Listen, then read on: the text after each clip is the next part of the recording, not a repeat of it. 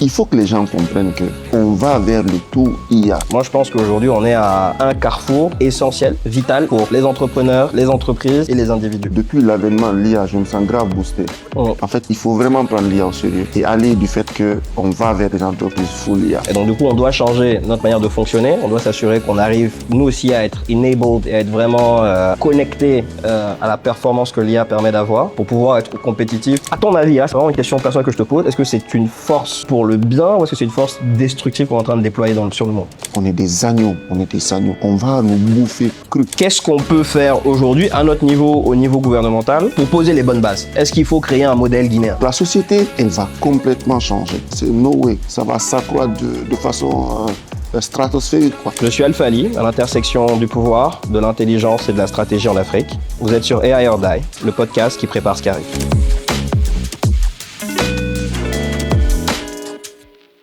Bonjour à tous, bienvenue sur ce premier épisode de AI or Die. Je suis aujourd'hui accompagné par celui qui est, à mon avis, l'un des plus grands entrepreneurs en matière de technologie en Guinée, consultant en transformation digitale, fondateur et manager de Nimba Solutions, président de l'Alliance guinéenne des startups.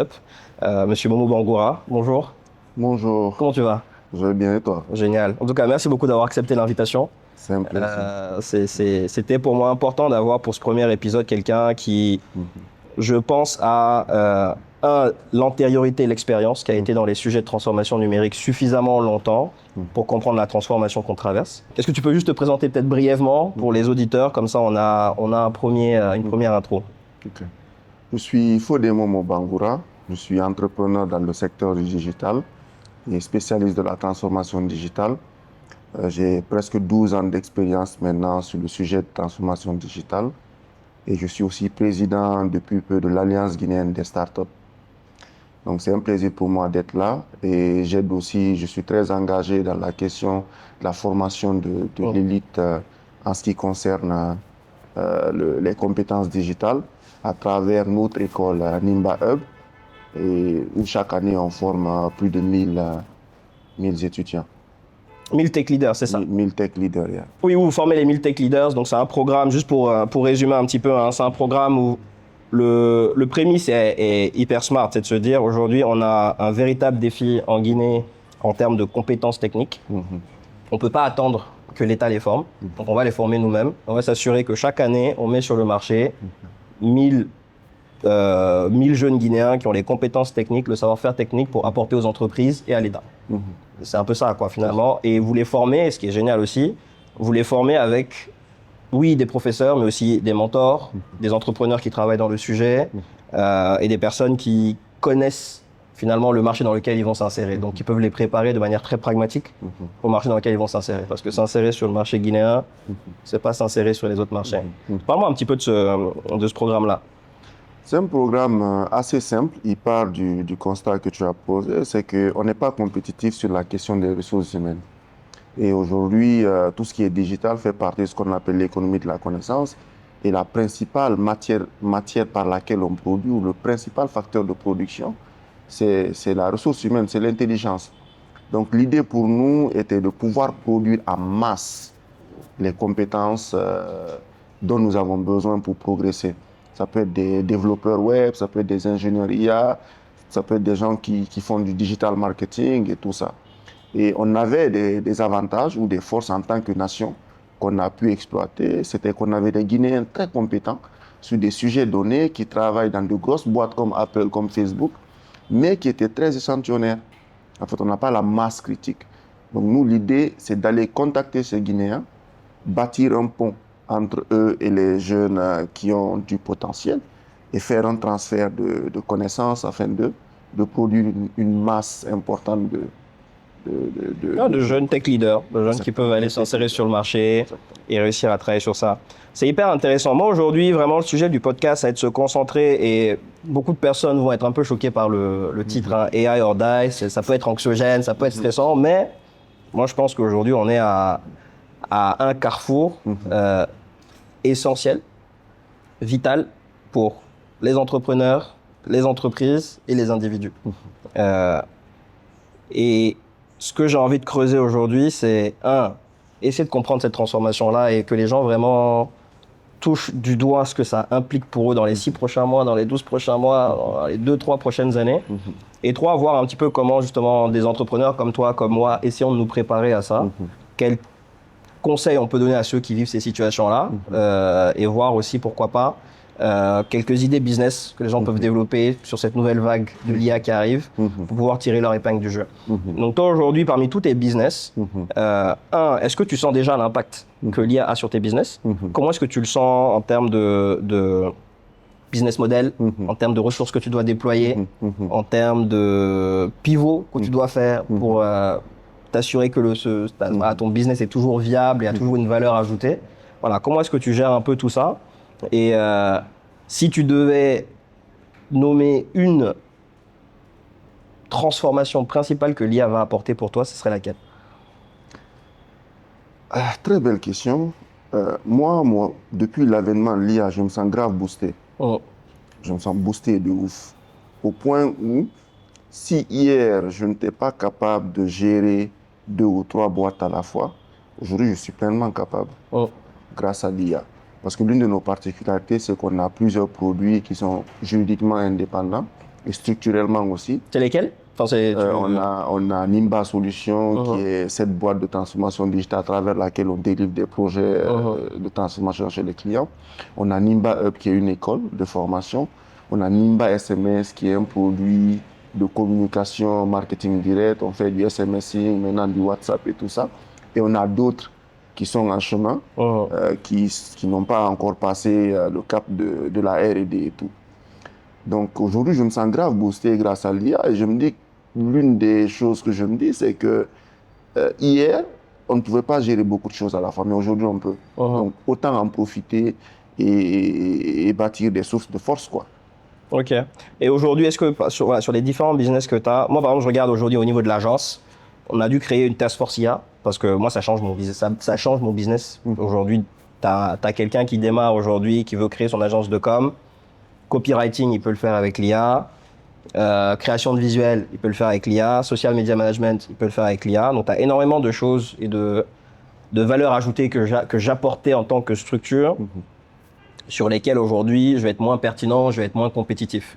Et donc, du coup, on doit changer notre manière de fonctionner. On doit s'assurer qu'on arrive, nous aussi, à être enabled et à être vraiment connecté à la performance que l'IA permet d'avoir pour pouvoir être compétitif avec les nouveaux acteurs et surtout répondre aussi aux challenges que nos clients nous amènent. Et je vois ça un peu dans pas mal de business. Donc toi aujourd'hui, voilà, est-ce que tu sens un peu, que ce soit sur la partie SMS, est-ce que sur la partie formation, sur la partie solution, est-ce que vous sentez un peu voilà, qu'il y a moyen soit de débrancher certaines solutions ou certains projets parce qu'ils ont plus de pertinence ou même au contraire de booster d'autres solutions parce que tu dis tiens là vraiment c'est parfait, ça match parfaitement avec le timing quoi. Alors nous on part du principe que on doit interroger tout ce qu'on fait. Interroger dans le sens où quelle place peut avoir l'IA ici. Parce que l'IA a une place partout, en fait. Ça, c'est l'une des particularités. Que ce soit dans le cœur de métier, que ce soit dans les fonctions support du cœur de métier. Quand je prends l'agence Nimba Solutions, comme toute agence, j'ai un cœur de métier. Nous faisons la transformation digitale. Le RH, la comptabilité, le conseil juridique, c'est des fonctions support. Et en général, l'un de nos premiers défis, c'était qu'on était concentré sur le cœur de métier. C'est pas évident toujours d'aller se faire accompagner sur les fonctions support. Donc on a commencé à utiliser l'IA pour les fonctions support déjà. Dans ma boîte, on a un conseiller juridique qui est un GPTS, qui s'appelle Georges Keita. On lui a donné un nom. Non, il a une identité, il comprend. Parce que sur la dimension organisation, on intègre le fait qu'on a des collaborateurs IA. Parce que ça aussi, c'est du change management. Mentalement, il faut se préparer à ça. Il faut se préparer à ne plus considérer l'IA comme un outil, mais vraiment comme un collaborateur. Parce que c'est une intelligence comme une autre. Donc tu vas avoir les personnes morales, les personnes physiques, les personnes artificielles. C'est évident pour moi. Et d'ailleurs, je le disais dans l'un des posts, c'est que de la même façon dont on a un DRH, très prochainement, DRC présent, on doit avoir des DRI ou DRIA, quelque chose comme ça. Qui peuvent piloter une ça. Personne qui s'occupe de recruter des IA, de les former, de les déployer à plusieurs niveaux d'activité, de gérer leur évolution et leur entraînement. C'est une évidence. Mais j'ai vu, aujourd'hui, quand tu vas sur certaines plateformes, genre X pour pas les citer, ou bien LinkedIn, tu as des entreprises aujourd'hui qui recrutent des agents IA. Ce que l'humain délivre, ces agents sont capables de le délivrer parfois avec plus de performance parce qu'il y a un gain en temps énorme et à moins d'aléas dont l'humain est sujet qui ne sont pas là. Donc nous, en tant qu'agence, déjà, les fonctions support, ça a permis de nous aider. La comptabilité, on a des modules OCR où tu prends la photo, l'enregistrement dans le journal se fait automatiquement. Donc c'est un gain en temps énorme pour nous. Quand on prend le cœur de métier, qui est tout ce qui est code, tout ce qui est déjà paperasse, compréhension du besoin du client, rédaction du cahier des charges, des notes de réunion, tout est empowered par l'IA maintenant. Les notes de réunion, on a le truc qui écoute, qui transcrit, qui classe, on a des templates. Fait tes recommandations. Yes, le cahier des charges, on charge la note de réunion faite. Le cahier des charges, le template est déjà là, il se fait à la seconde. Si on veut, on automatise l'envoi de l'email au client ou on met une personne. Donc tout ce process en amont est déjà géré. Sur le cœur de métier, le gestionnaire de projet, il est boosté par l'IA. Les devs eux-mêmes, ils sont boostés parce qu'ils font de moins en moins de code. Tu dois superviser en fait. Exactement. Donc un dev, là où tu avais un dev qui allait travailler sur un projet, aujourd'hui tu auras un dev qui va superviser 15, 20, 30, 40 agents IA qui travaillent chacun sur soit une partie du projet, soit chacun leur projet. Exactement. Donc c'est comme si au lieu d'employer 5 devs, la production qui était capable de faire 5 devs, aujourd'hui un bon dev senior, il les fait tranquillement. Donc c'est un gain en efficacité énorme et en productivité qui fait que la capacité de temps ou bien le temps qu'on peut vendre ou de biens qu'on peut vendre sur une année augmente par la même proportion parce qu'on est capable de produire. Donc avec toutes les conséquences en termes de chiffre d'affaires et tout ce qui va avec. Donc ça c'est l'un des use cases au niveau de Nimba Solutions. Quand on prend un produit comme Nimba SMS, c'est un produit qui est appelé à évoluer. Donc le travail sur le produit lui-même, c'est par du code, donc il y a les équipes qui sont impliquées, qui délivrent plus vite. Donc il y a beaucoup plus de fonctionnalités qui sont délivrées par rapport à avant. Donc la capacité du produit à croître, à tester de nouvelles solutions sur de nouveaux besoins augmente par la même. Nimba Hub, c'est une école, c'est très complexe. Là, nous sommes en train de préparer les programmes, c'est très très complexe en réalité. Mais grâce à l'IA et à tous les appuis que ça fait, on arrive à s'en sortir. Délivrer, avec une ressource humaine limitée. Les programmes sont accomplis jusqu'à la fin et tout ce qui va avec. Donc, est-ce que tu penses que demain tu vas avoir des professeurs et des mentors IA pour tes équipes? Bien sûr, bien évidemment. D'ailleurs, là, on est en train de réfléchir sur la pédagogie. Comment est-ce qu'on va faire pour que l'IA, ne serait-ce qu'il ait la knowledge base du truc d'étudiant qui serve de documentation pour lui, en tout cas qui lui permette de dénuancer les cours au minimum. Mais oui, chacun aura son petit tuteur qui lui permet de l'accompagner, qui comprend le cursus, qui peut s'adapter au niveau et vitesse d'apprentissage de chacun. Exactement. Et ce qui est intéressant, c'est que là, vu que nous, dans les tests, on intègre les variables psychologiques de la personne, son agent IA peut s'adapter en termes de connaissances, en termes de personnalité à lui, afin de lui délivrer un support soit équivalent à un humain haut niveau, ou mieux à cause de la disponibilité. Parce que l'élève, il se réveille à 2 heures, il peut... ok, très bien, faut que je... s'il m'appelle, je suis indisponible. Pas des heures du matin. Donc c'est des avantages comparatifs évidents. Je pense que c'est vraiment pas du jeu. La question de l'IA, aujourd'hui, c'est une faute de gestion, une faute stratégique, si elle n'est pas organisée. Parce qu'encore une fois, aucune entreprise, je parle des agences, les employés utilisent l'IA, tout le monde dans toutes les entreprises. Mais c'est pas organisé, c'est pas institutionnalisé, c'est pas... Chacun dans son coin, tu maîtrises pas, tu crées pas une synergie.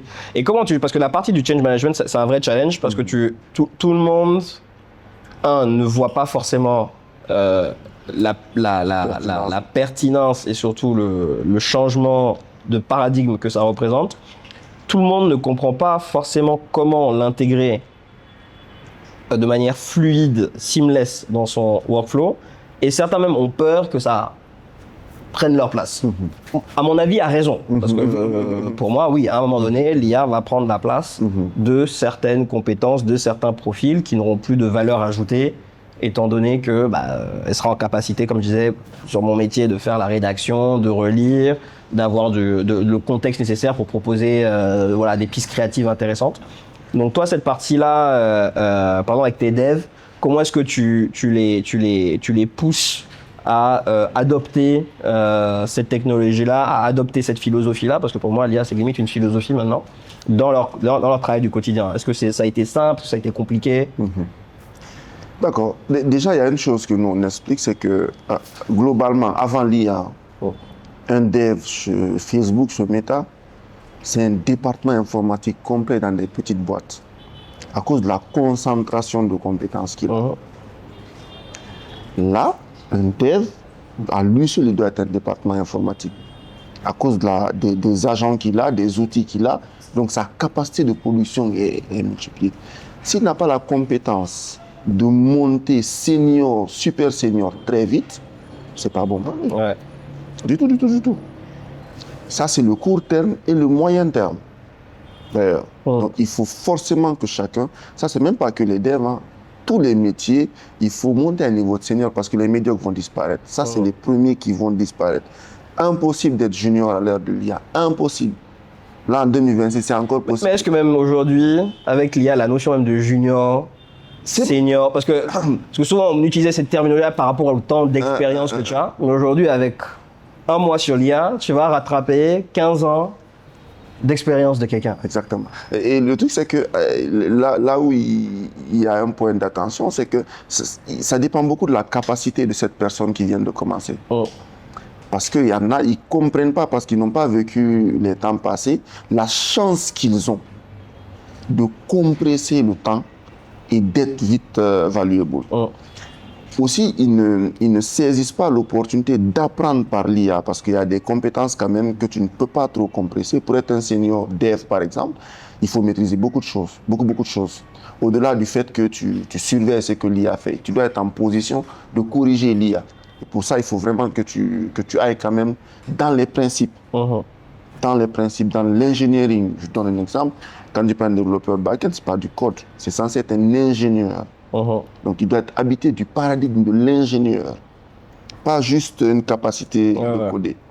Donc, eux, ils doivent être conscients de ça et aller chercher les connaissances de principe, avoir la fondation dessus et comme ça, ça peut évoluer. Donc, la question de junior, pour revenir, on n'a pas le temps d'attendre 5 ans que tu sois senior, il faut te considérer senior tout de suite et chercher les compétences que tu dois avoir pour être senior afin d'être capable de répondre. Sinon, c'est mort pour toi, c'est mort pour la boîte dans laquelle tu es parce qu'elle sera moins compétitive que ses concurrents. Du coup, pour revenir un peu à cette logique de AI or Die, toi aujourd'hui, tu penses que quel est le paramètre principal qui va permettre à une entreprise de survivre et de thrive sur cette phase-là qu'on est en train de traverser, qui aujourd'hui, tous les 3 mois, tu fais des sauts quantiques dans la capacité de production, de computing des IA auxquels on a accès. Donc, une entreprise ne peut pas être aussi flexible pour dire que tous les 3 mois, elle va changer tout son modèle, tout son mode de fonctionnement, etc. Donc, c'est quoi un peu the recipe, la recette pour survivre à ça, ou en tout cas pour réussir à maintenir sa capacité de performance économique? Le top management de l'entreprise doit penser IA first. Donc, il y a un changement culturel même à faire au niveau. Je répète encore. En fait, il faut que les gens comprennent qu'on va vers le tout IA. C'est ça l'horizon. Commencer à penser comme ça et à digitaliser ou à IAtiser les différents, soit pain points, ou les lieux où l'IA peut mieux faire. Donc, en allant de ça, ça change complètement le type d'action qu'on peut poser. Qu'en allant d'un truc où c'est un outil comme les autres, comme quand tu achètes un ordinateur, comme quand tu déploies une application, c'est complètement différent. Ce n'est pas un outil support, l'IA. C'est un facteur de production central. Donc ça, c'est la première chose à faire. Et ça, c'est dans la culture de la boîte même, la culture du top management. Le leadership doit être conscient de ça, sinon la boîte, elle va couler. Elle va couler parce que le outsider qui va venir, il pense comme ça. Parce qu'il n'a pas le choix déjà, il n'a pas les moyens. Il pense il y a first, il pense comme ça. Donc ça, c'est la principale chose à faire. Et maintenant, commencer à iatiser, à industrialiser, à institutionnaliser, à organiser l'IA dans la boîte. Par exemple, ce n'est pas normal qu'un de tes employés utilise GPT avec son propre compte. Une conversation GPT est un actif pour une boîte. C'est un actif. C'est un actif parce qu'il y a un contexte qui est là, qui est nourri quand tu quittes. C'est comme quand tu as 1000 mails sur une conversation. Ouais. C'est un actif, ça doit être considéré comme tel. Donc le minima, je prends l'exemple juste de GPT encore dans la conversation, l'entreprise doit avoir un compte entreprise avec des déploiements pour chacun des employés. Ouais. De sorte à ce qu'ils contrôlent. Si toi tu quittes, de la même façon dont ton mail va changer, on va le donner à un autre pour que le responsable commercial, c'est comme ça que tes conversations... On va faire la passation, etc. Ben, j'ai oublié le nom de la boîte, mais c'est là aussi tu dis que t'es dans une période où tu as même des nouveaux business qui se créent. C'est que tu as une boîte aujourd'hui qui va racheter les conversations Slack des startups qui ont échoué et qui ont fermé. Donc, ils vont aller voir les différentes startups, leur dire très bien, moi, je valorise tes conversations Slack à 15 000 $, 20 000 $, 50 000 $, 100 000 $. Ils récupèrent ces conversations Slack et ils entraînent les IA sur ces conversations Slack. Parce que dedans, tu vas avoir la capacité de créer du behavior, du contexte, du comportemental, etc., qui est hyper précieux, qui est très différent de ce que tu peux avoir par des emails ou des choses comme ça, parce que dans un Slack, les gens, ils parlent, ils se disent tout et rien, ils rigolent, ils s'envoient des messages, ils travaillent, ils construisent. Et du coup, voilà, c'est un nouveau business qui s'est créé où demain, tu te lèves, très bien, je vais aller acheter les conversations Slack de 2-3 startups qui ont bust dans un domaine qui m'intéresse pour pouvoir entraîner mes IA dessus. Tu vois que c'est de l'ordre de l'évidence. Ouais. C'est de l'ordre de l'évidence. Et d'ailleurs, Slack l'a compris parce qu'il y a pas, je pense qu'il y a 2 ans, ils ont switché leur modèle où le premium désormais, c'est l'historique stack. Parce qu'à plus de 90 jours, tu n'as plus accès à ton historique, par exemple. Ouais. Au-delà des trucs. Donc, c'est une évidence. C'est que une conversation IA est un actif. Il doit être considéré comme tel. L'entreprise doit le posséder. Tout comme tu déploies un email pro pour quelqu'un, le jour où il quitte, ça doit rester dans la boîte parce que c'est une source de connaissance, parce que c'est une valeur juridique aussi. Donc, il y a pas mal de choses comme ça. Et pour revenir à ta question initiale, c'est une question de principe. Il faut vraiment prendre l'IA au sérieux, très sérieusement, et aller du fait qu'on va vers des entreprises full IA, bâtir à partir de ce principe-là. Comme ça nous permet dans notre configuration mentale d'identifier tous les pain points, de faire en sorte, même dans l'organisation de tout ce qui concerne la boîte, que l'IA ait une place centrale, quoi. Et aujourd'hui, dans ce paradigme-là, tu penses que la Guinée, on est où? On est loin derrière. Loin derrière. En fait, le problème ici, c'est que déjà, le nombre de boîtes fiscalement actives ne dépasse pas 3 000 ou 4 000, je crois, les derniers chiffres que j'ai vus. Donc, il n'y a pas énormément de boîtes structurées de ce type-là. Formalisées, etc. Formalisées et tout. L'informel, en termes de consulting, est un peu conséquent, mais on n'a pas énormément une grosse couche dans ce sens-là. Maintenant, ça fait que, en fait, la pression, le côté concu, elle n'est pas vraiment là. Les gens ne se sentent pas dans un océan rouge, par exemple. Pas du tout. C'est-à-dire le terme du marché, c'est large, quoi. Ouais. Donc ça fait qu'ils ne sont pas titillés, ils n'ont pas la pression de la recherche de l'avantage compétitif que l'IA représente. Donc du coup, c'est pas urgent, ils ne peuvent pas couler à cause de ça. Tu vois, maintenant, là où on revient, là où il y a la menace qui ne va pas venir, c'est les outsiders. Ouais. Tout ce qui est agence, les outsiders qui viennent. Moi, nos étudiants de Miltech, là, ils sont très chauds. Ouais. Non, ils sont très, très chauds. Dans leur capacité de créer des produits, de faire des choses, c'est très chaud. Eux, quand ils vont recevoir les formations délivrées par ce type de gens, ils vont couler des agences. Ouais. Ils vont couler, parce que déjà, ils n'ont pas le choix. Il faut qu'ils soient plus compétitifs que ces agences-là, et ça ne peut passer que par l'IA. Donc, naturellement, si ces gens ne sont pas conscients de ça maintenant et qui et qui sont surpris, comme on dit, de revers. Exactement. L'autre chose, l'enjeu, c'est la position de leadership. Toi, tu fais de la communication. Par là, il y a plusieurs boîtes de com. Celle qui va avoir la position de leadership, c'est celle qui sera full IAtisée. Pas celle qui a le plus de personnel. Ouais. Vraiment full IAtisée. Parce que les gains en productivité sur plusieurs zones cumulées fait que l'autre ne peut pas, en tout cas, occuper une position de leadership face à ça. Non, c'est clair. Et ce qui est assez intéressant dans nos pays, je prends la Guinée, mais je pense que tu peux l'avoir aussi dans pas mal d'autres pays de la sous-région, ça va être cet enjeu-là de se dire comment est-ce que dans des pays où l'économie reste encore majoritairement, on va dire primaire, donc on est encore beaucoup dans l'agriculture, dans l'extractif, dans la construction. Comment est-ce que tu arrives à connecter la partie IA à tout cet écosystème-là?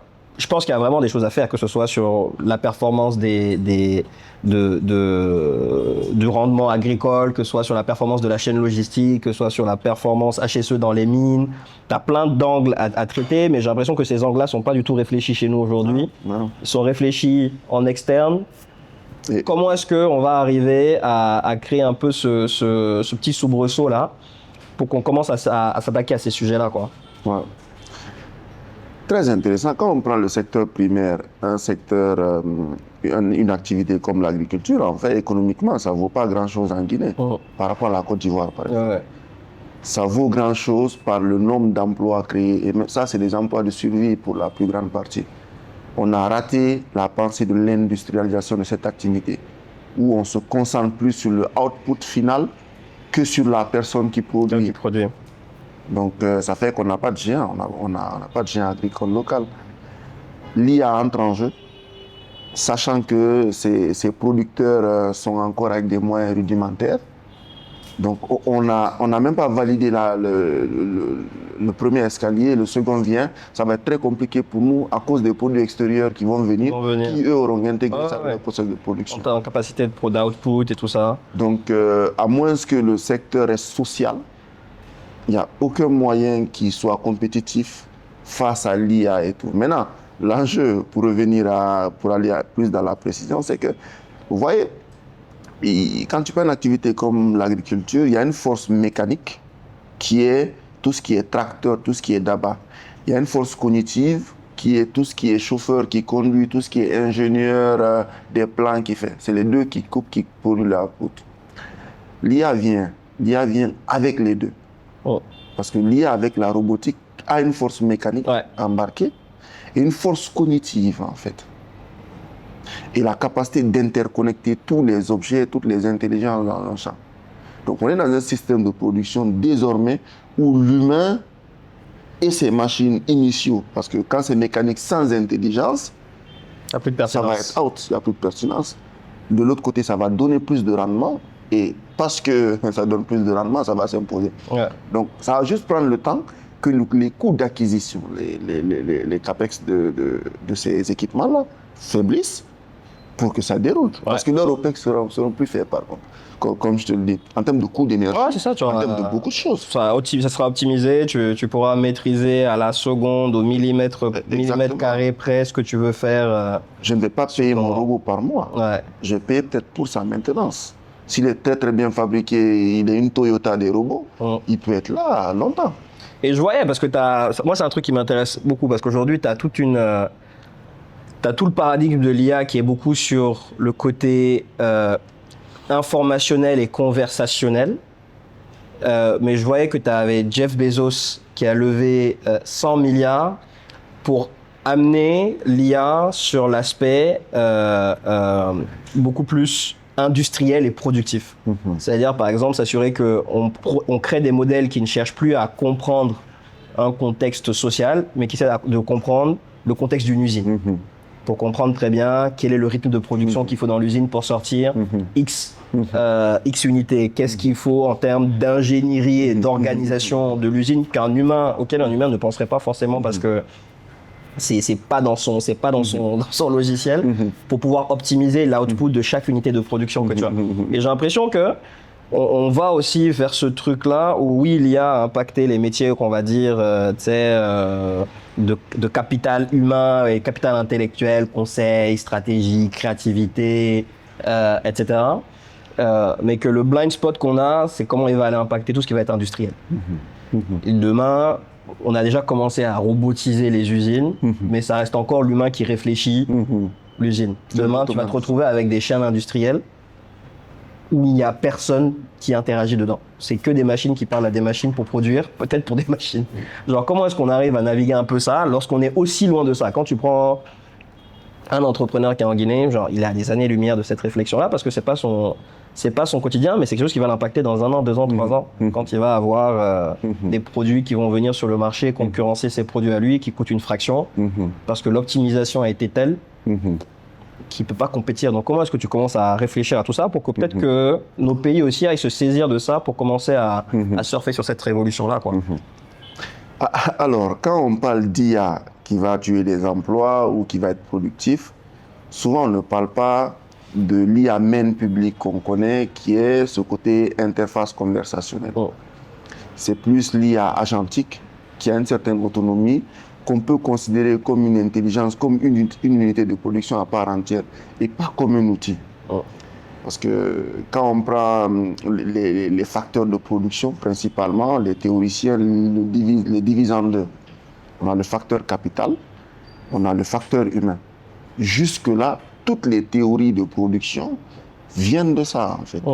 Donc, facteur capital, tout ce qui est argent, et c'est que l'argent peut acquérir le mobilier, le matos, les machines, tout ce qui va avec. Facteur humain dans le sens de l'intelligence et du temps appliqué. L'IA entre en jeu. Cette modélisation, cette façon de penser ne peut plus tenir. Elle est loin de la réalité, cette modélisation. La nouvelle réalité, c'est que l'IA va entrer en tant que troisième variable, ou en tout cas va être un point prédominant de ces deux variables-là. Et c'est là où Jeff Bezos est. Bezos, dans ce qu'il essaie de faire, c'est que l'IA va être un facteur de production, une unité de production à part. Comme tu l'es dans ta boîte, comme je le suis, appliqué à une certaine partie de l'activité, comme un ingénieur QHSE par exemple. Donc l'IA, cette forme d'IA-là, c'est celle-là qui va faire très mal dans le monde capitaliste dans lequel on est, ou plus de bien, parce que... Ouais, c'est ça, c'est un peu le débat qu'on a. Hein. C'est le débat qu'on a. Est-ce que c'est quelque chose qui va...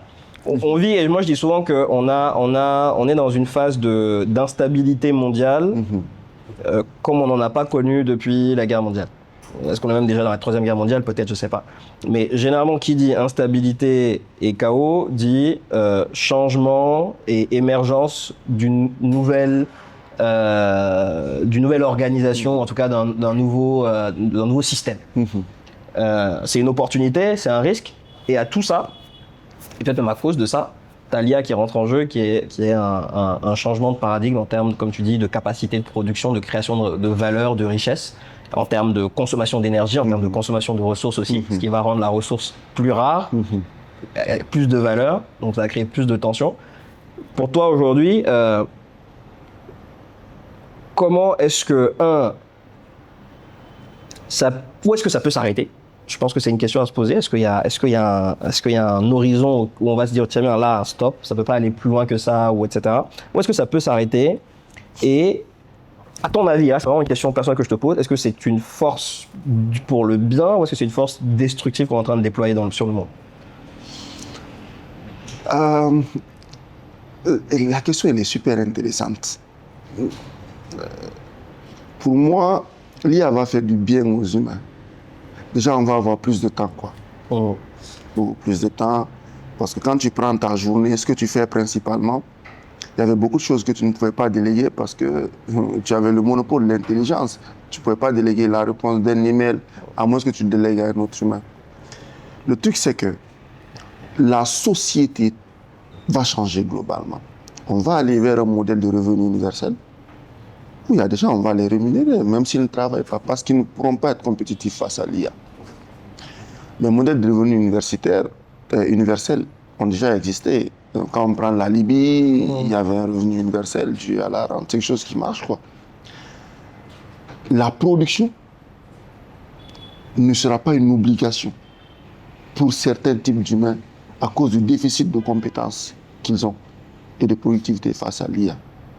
Donc, on aura peut-être plus de temps de socialiser, de papoter, de faire la conversation. Maintenant, ceux qui possèdent le capital, parce qu'on parle d'entreprise qui possèdent du capital, vont employer des IA qui vont continuer à les enrichir, qui vont payer les impôts, qui vont redistribuer pour qu'il y ait de la quiétude, comme ça a toujours été, quoi. C'est vers ça qu'on va.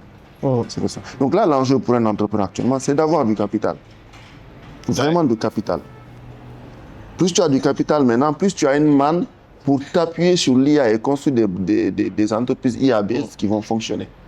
C'est ça que les gens oublient, ça coûte de l'argent, ça coûte cher. Hein. Non, c'est l'argent. Ça coûte très cher. Moi, je le dis, hein, genre, les petits trucs qu'on fait, on est à plusieurs centaines de dollars par mois juste pour déployer les petites choses qu'on fait. Donc, et quand tu es sur des... Je regardais, je sais plus c'est quelle boîte, je pense c'est Uber, qui disait qu'au mois de mars, ils avaient déjà consommé les centaines de millions de dollars qu'ils avaient prévus et budgétisés pour l'utilisation de l'IA.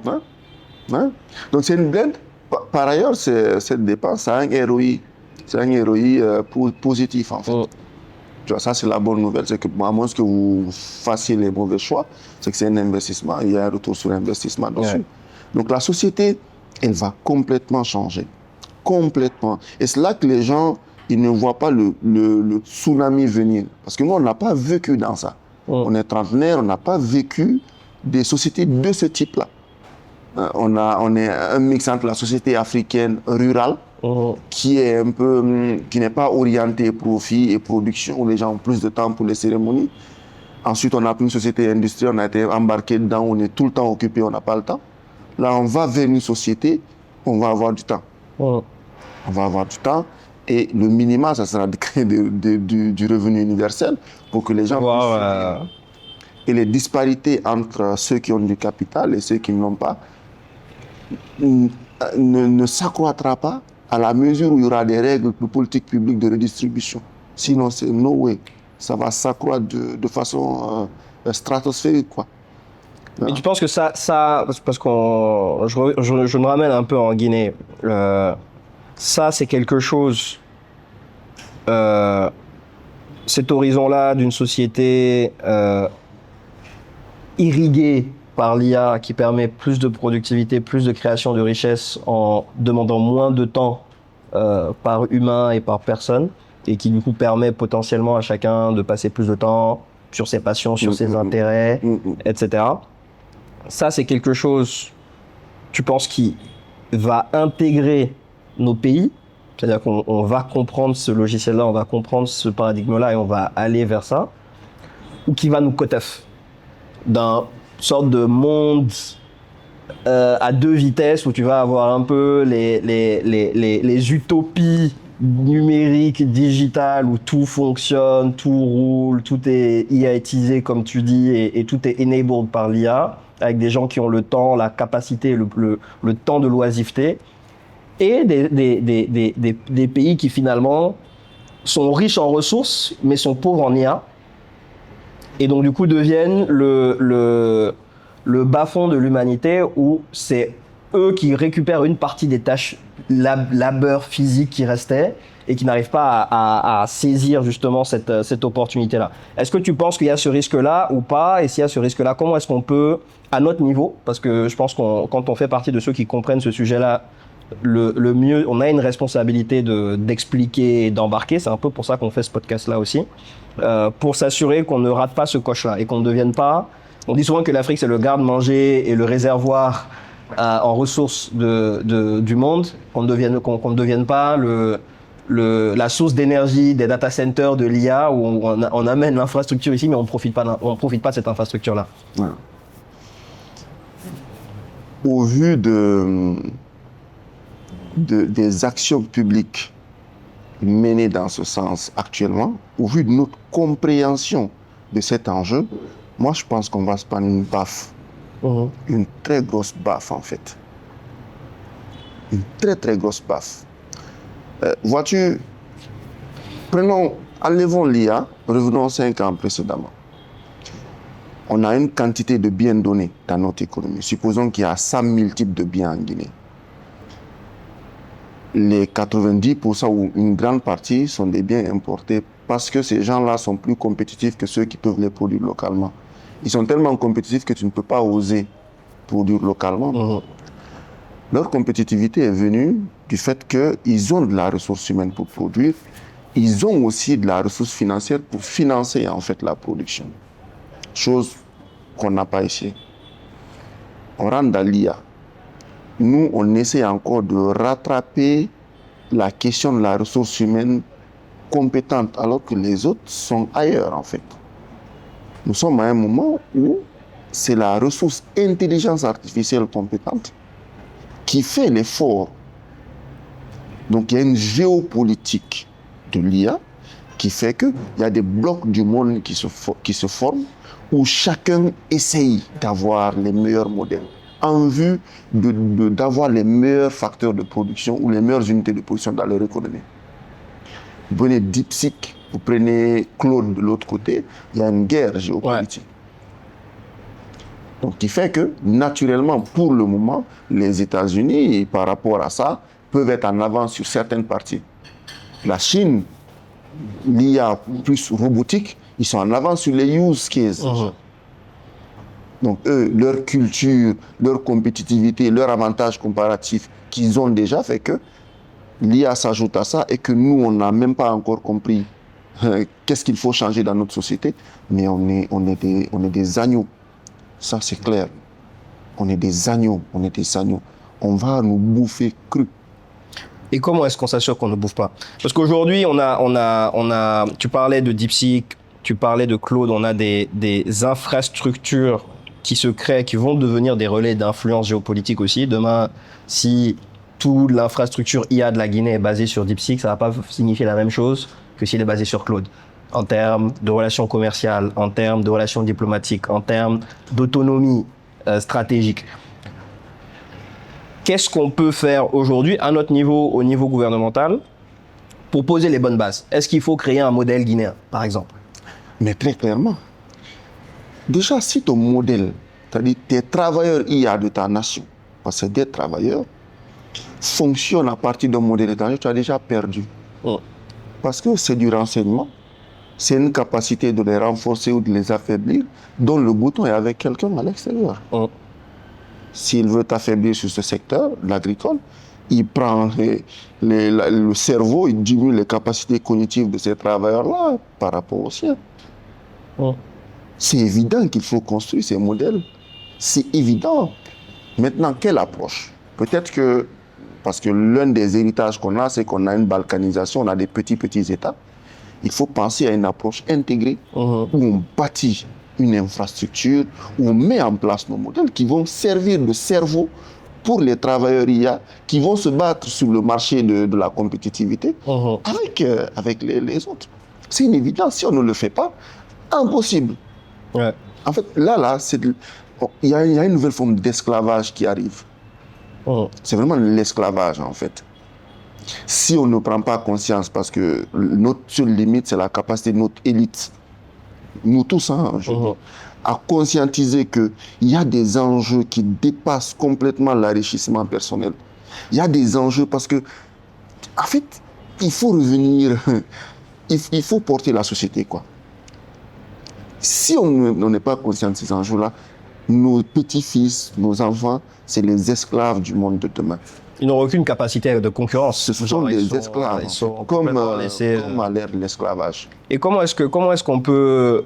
Tu parlais de potentiellement, par exemple, créer des coalitions, ou en tout cas une synergie qui va peut-être au-delà de nos États parce qu'ils sont trop petits. Comment est-ce que tu fais ça? Je prends l'exemple de l'énergie, le pétrole. On le sent aujourd'hui avec ce qui se passe dans le détroit d'Ormuz, que les États africains sont complètement dépendants de chaînes d'approvisionnement qu'ils ne maîtrisent pas. On a un homme qui a eu la vision avant tout le monde, qui est Dangote, de créer sa raffinerie. Et aujourd'hui, comme on dit, il récupère les dividendes de son anticipation. Mais c'est un homme.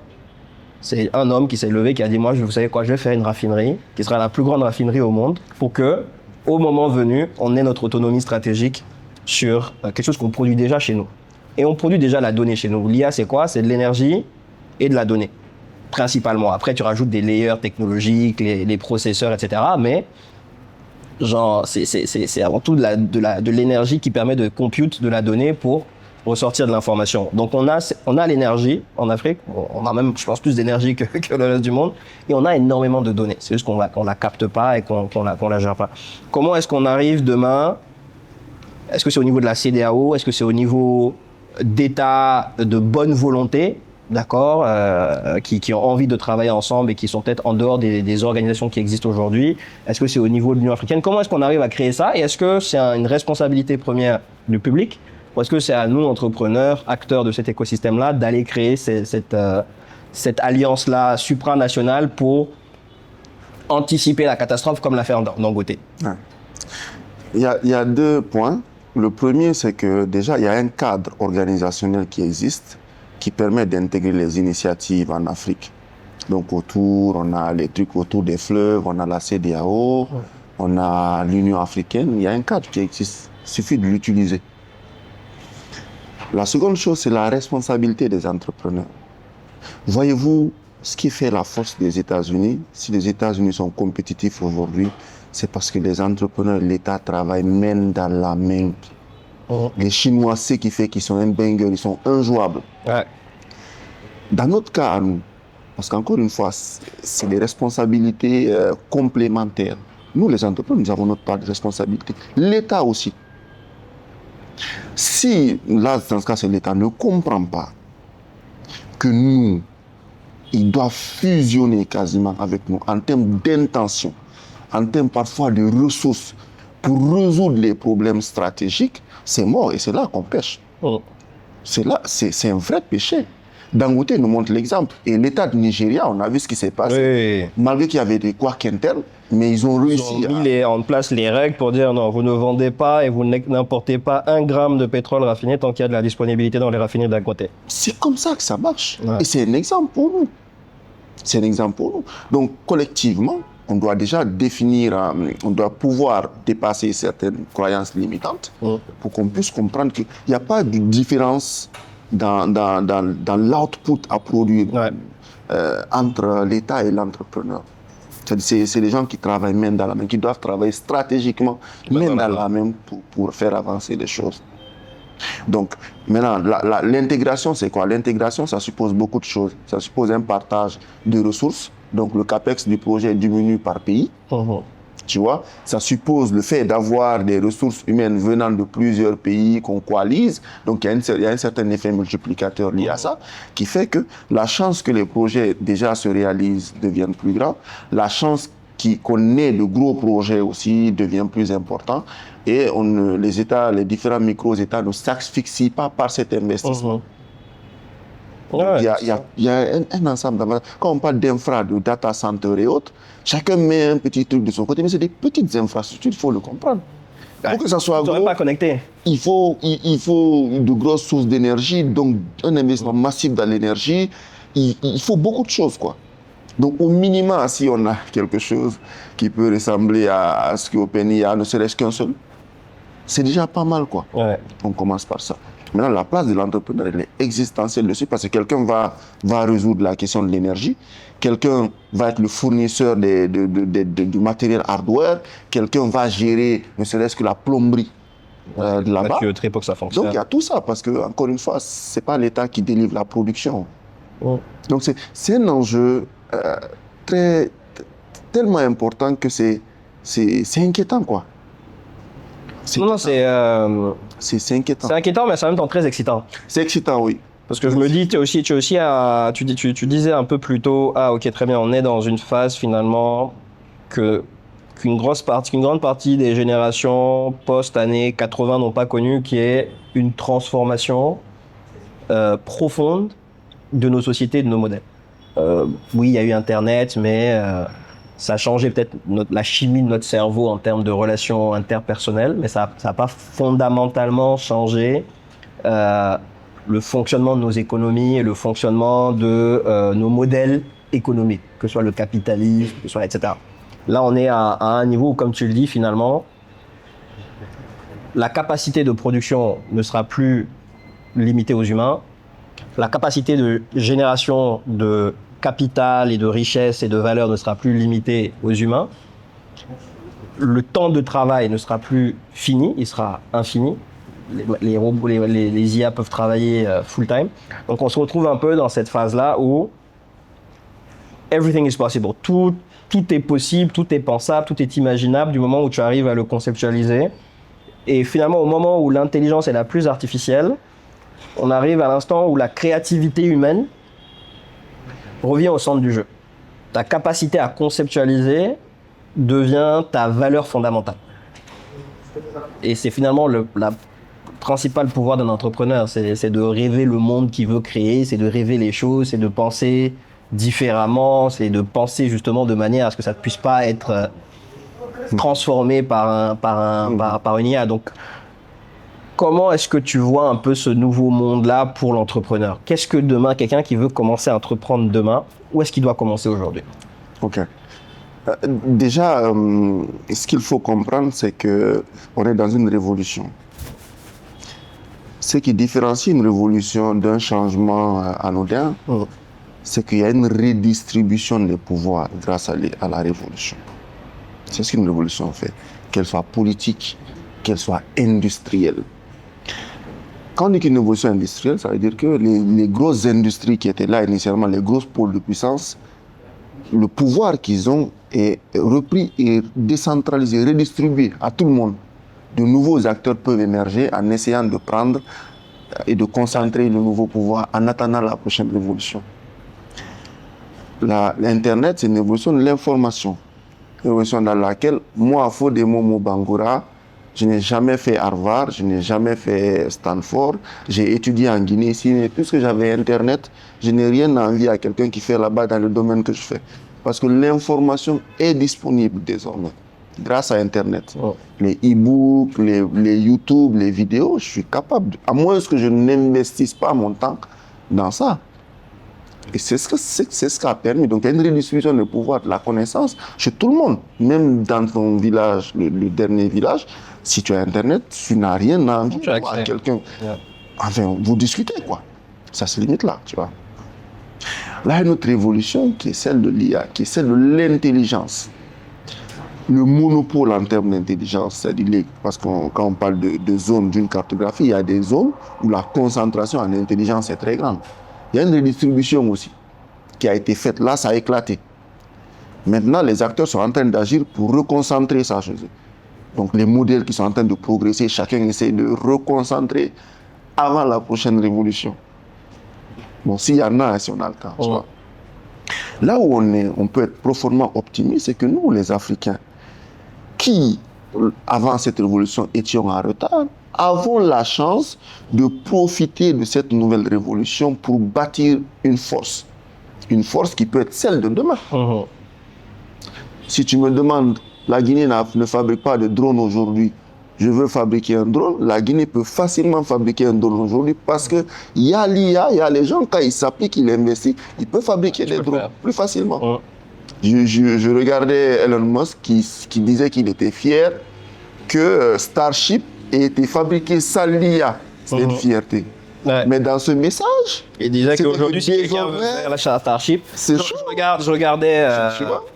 je regardais au Ghana, là où il y a une start-up nigériane qui a lancé le premier plant de production de drones en Afrique, enabled by AI, parce qu'ils ont réussi maintenant, ils arrivent à avoir des plans où limite la chaîne de production. Exactement. C'est juste, on revient finalement au au Fordisme, où c'est juste tu as une tâche et on te dit clairement ce que tu dois faire, quoi. Donc tout devient très simple. Et c'est une grosse opportunité. C'est pour ça que si on ne la saisit pas, je ne sais pas comment on peut qualifier ça. On peut vraiment saisir ça pour bâtir des industries, pour bâtir de la force là où on en a besoin, avant que tout ne parte en couille. Ouais. Excusez-moi du terme. Bien sûr. Parce que là, c'est très instable. Avant que tout ne parte à l'envers, on peut saisir et avancer. Les entrepreneurs à leur échelle personnelle, c'est la même chose. Aujourd'hui, tu es un entrepreneur boosté, tu es boosté de ouf. Avec de gros capitaux ou pas, tu peux bâtir, en fait, tu peux créer de la valeur et avoir des positions que tu n'aurais pas eues avant. Mais il faut s'y mettre. Il faut actualiser la façon de penser pour s'adapter au réel. Parce que si tu ne peux pas interpréter regarder le monde d'aujourd'hui avec les lunettes d'avant. Tu fausses la vue, ton interprétation du réel est fausse, donc tes actions ne seront pas en adéquation avec la situation ou l'environnement du moment. Il faut que chacun change d'abord la façon dont il voit la chose, comprenne qu'il y a une révolution. Et quand il y a une révolution, il faut regarder le monde tel qu'il est maintenant, et pas avec les yeux du passé. Ouais. Tu vois, donc à l'échelle personnelle, tout le monde doit faire ça. Même individuellement, dans ta propre vie, ta façon de faire doit complètement être actualisée, même dans tes affaires personnelles. Tu vois, donc, ouais, c'est ça. Et tu penses qu'aujourd'hui, parce qu'il y a un vrai débat sur le AGI, Artificial General Intelligence, c'est-à-dire finalement, quand tu as vu Terminator ou quand tu as vu les films là où tout est géré par l'IA, c'est ça. C'est vraiment demain, tu arrives dans un monde où l'IA a atteint une capacité de computing qui lui permet d'égaler la capacité de création intellectuelle de l'humain. Aujourd'hui, l'IA se base avant tout sur des données qui existent déjà. Elle peut faire un peu de projection, mais il lui faut des données qui existent déjà, et c'est pour ça qu'on parle souvent de Internet rot, c'est-à-dire que vu que l'Internet est finalement enseveli de contenu généré par IA, on va atteindre un moment donné où il n'y a que du contenu généré par IA, donc plus de création. Ceci peut être stoppé si l'humanité atteint le point de bascule de l'intelligence artificielle générale, qui sera une IA qui voit tout, qui sait tout, qui comprend tout, et c'est le pari que fait OpenAI. Tout le pari d'OpenAI, c'est de dire, nous, on va mettre tellement de ressources dedans qu'on va être les premiers, et le truc, c'est de dire, le premier qui atteint ça a gagné le jeu, en fait. C'est-à-dire que le jeu planétaire est fini, la personne qui a atteint ça a gagné le jeu et domine tout le reste, parce que dans tous les domaines dont on a parlé, il peut finalement, il n'y a même plus besoin de paramétrer, tu mets ton cerveau en off, et ça sera cette intelligence artificielle généralisée qui va prendre la main, devenir président du monde et tout gérer. Est-ce que tu crois à ça? Est-ce que tu penses que ça, c'est quelque chose qui est réaliste et plus important? Est-ce que tu penses que c'est quelque chose qui est souhaitable? Ouais. À court terme, là, ce qui est visible, c'est que oui, on va atteindre bientôt le point de singularité, par contre. Ça, c'est peut-être si tu veux, le point de singularité pour les auditeurs, c'est que c'est quand l'IA est vraiment un équivalent d'humain, quoi, en termes d'intelligence. Le côté AGI, où, entre guillemets, on fait un dieu, parce que c'est comme ça, l'être humain, on a toujours créé des dieux. Hein. Donc là, on est dans la création d'un dieu. Pour moi, elle est un peu plus complexe, pour la raison suivante. C'est que, en fait, nous, humains, pour avoir le niveau de performance cognitive qu'on a, on a consommé dans le temps plus de données que l'IA n'a consommé, par l'ADN, par la génétique et tout ça. Nous sommes le fruit de centaines de milliers d'années d'évolution, donc de données. C'est beaucoup de données. Hein. Toutes ces données n'ont pas été extériorisées, matérialisées à travers des manuscrits. Tu vois, je fais ça, c'est une donnée. J'ai cette capacité, je mets un enfant au monde, il va venir avec des prédispositions de faire ça. Il pourra faire ça, tranquillement. C'est une donnée, tu vois, qui n'est pas transmise quelque part. Donc nous, les humains, on a un cerveau évolué, câblé, qui fait qu'on est capable de faire les outputs qu'on fait avec la taille et la consommation d'énergie extraordinairement minimale que le cerveau a. Donc notre cerveau, c'est 20% de l'énergie de notre corps qu'il consomme. Bon, moi, je consomme 3000 kilocalories par jour. C'est extrêmement petit. Là où le hardware n'a pas encore réussi, c'est que pour faire la même chose, il faut des data, c'est beaucoup d'investissement. L'AGI, elle va réussir, c'est subjectif, hein, parce que là, quand on va réussir à faire une sorte de loi de Moore dans la question de ces capacités de data center, là, de sorte à ce qu'on puisse faire beaucoup plus de calculs avec moins d'énergie. Donc plus on va progresser vers ça, plus les chances d'une AGI deviennent très très correctes. Auquel cas, les capacités physiques dont ça a besoin actuellement pour l'être, ça va pas être très possible. Parce que ça va consommer toute l'énergie de la planète, entre guillemets, en tout cas disponible actuellement, sans forcément... Parce que c'est quand même très gros. Encore une fois, l'AGI, c'est Dieu qu'on essaie de créer. C'est en quelque sorte ça, parce que plus intelligent que tous les humains combinés, c'est une chose, bon, comme on a l'habitude de créer des dieux, de se créer des dieux tout le temps, peut-être qu'on va y arriver, mais à condition qu'il y ait vraiment une sorte de loi de Moore dans le temps, qui fait que, comme le cerveau humain arrive à cracher des outputs puissants avec peu d'énergie, que cette AGI puisse faire la même chose. Et c'est un défi cognitif et intellectuel très, très complexe. très complexe. Il faudra des investissements massifs. Et l'IA, avec l'intelligence qu'il a maintenant, qui est en réalité un reflet de celle de l'humain, par la production qu'on a faite, qu'il est entraîné, n'a pas été loin de ça encore. Tu vois, donc peut-être, moi, l'astuce que je vois, les données qui sont dans mon ADN là, 100 000 données, si on arrive à les extraire, à les modéliser, à les rendre consommables, c'est-à-dire toute cette évolution-là par l'IA qui s'entraîne par ça, là, c'est comme si on a un enfant. Parce que la biologie, c'est de la data, en fait. C'est comme si on a un enfant. À partir de ces données-là, peut-être qu'on peut... Est-ce que c'est souhaitable?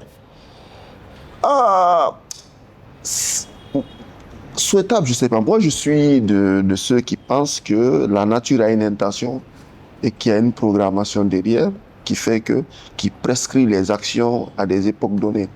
Donc, on va vers quelque chose où chacun a des rôles attribués par cette nature-là. Donc, notre volonté, en réalité, pour moi, elle est très faible dans les dynamiques-là. Tu vois, donc, c'est très chaotique pour nous, mais ça a une logique pour quelqu'un ou pour quelque chose en fonction d'une trajectoire donnée. Donc, là où on va, c'est irréversible, on va aller. Si on constate qu'actuellement, les acteurs s'orientent vers ça et que le champ du possible est habité par des initiatives comme ça, c'est qu'on va vers quelque part. Peu importe nos types de croyances. Et notre volonté... Importe peu finalement dans ce... Ok. Écoute, on arrive à la fin du podcast. Avant de finir, j'aimerais beaucoup que si tu peux nous partager... J'ai envie de dire un peu ta vision, ou en tout cas ton aspiration, ton envie par rapport à l'IA dans les 5 prochaines années. Tu nous as expliqué pour toi que on va arriver dans une société où les gens auront plus de temps. On va arriver dans une société où les gens auront le revenu universel. On va arriver dans une société où il y aura la singularité, l'intelligence artificielle généralisée qui finalement anticipe nos besoins, réfléchit pour nous. Le monde enabled by AI de Momo Bangura, en quelques phrases, ça ressemblera à quoi demain? Moi, ma vision de l'avenir de l'IA, elle est assez afrocentrée parce que je m'inquiète beaucoup pour l'Afrique dans le cadre de l'IA.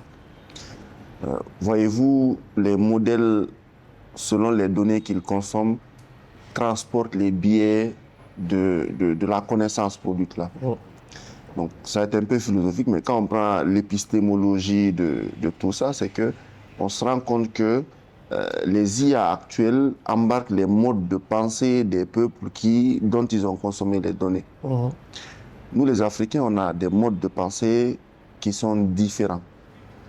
Nous, on a un mode de pensée de croisement. Les Occidentaux, globalement, et aussi le monde arabo-musulman, ils ont des modes de pensée d'opposition, on appelle cartésien. Les Asiatiques ont des modes de pensée de juxtaposition. On utilise des IA, nos enfants utilisent des IA qui ont des modes de pensée d'opposition et de juxtaposition parce qu'on n'a pas réussi à avoir la donnée et à entraîner à partir de boîtes noires du mode de pensée d'opposition, de croisement plutôt. On a perdu ce mode de pensée de croisement parce qu'on a eu toutes les colonisations, toutes les traites. Alors que nous, on doit faire notre révolution culturelle qu'on n'a pas fait. La révolution culturelle africaine, c'est de revenir vers notre mode de pensée de croisement. Dans le monde rural, dans certains coins, on a encore des communautés qui l'ont conservé. Donc on a le monde de l'IA que je vois devant, c'est un monde où on a réussi à reconstituer notre boîte noire. On aura entraîné une IA qui analyse le monde à partir de ce mode de pensée et avec lequel nos enfants interagiront pour qu'ils soient configurés comme ça. Voyez-vous, les modes de pensée produisent des guerres. Si un peuple se lève et colonise l'autre parce qu'il est différent, c'est son mode de pensée qui le prescrit. C'est pour ça qu'il y a des peuples violents, il y a des civilisations violentes. Nous, les Africains, on a été puissance par le passé, de grosses puissances. Si on n'a pas colonisé le monde, c'est parce que notre mode de pensée ne traite pas la différence en termes d'opposition. Il croise les différences, il les confond, il fait en sorte que ça marche en fait. Si l'AGI dont on parle est une finalité, un aboutissement du mode de pensée d'opposition, soit cartésien, le monde est foutu. Parce qu'il va prendre un camp, il va prendre un camp, il va nous voir en différence et dans ce mode de pensée, il n'y a pas de tolérance pour la différence, on élimine les différences. Donc, pour que le monde soit sauvé, il faut absolument, ce que je dis, c'est très sérieux, beaucoup ne vont pas comprendre, mais que cette AGI ou cette IA est un mode de pensée de croisement. Et ça, c'est l'Afrique qui a cette boîte noire-là, il faut qu'on la bâtisse, quoi. Merci, Momo. Ouais. Merci beaucoup d'avoir suivi ce premier épisode de AI or Die. J'espère que vous avez passé un moment, inspirant et instructif. Vous pouvez nous retrouver sur nos différents réseaux sociaux, sur le média Threshold Media Group, sur notre site internet. Et écoutez, j'espère que vous avez passé un bon moment et à bientôt pour le prochain épisode. Bonne journée.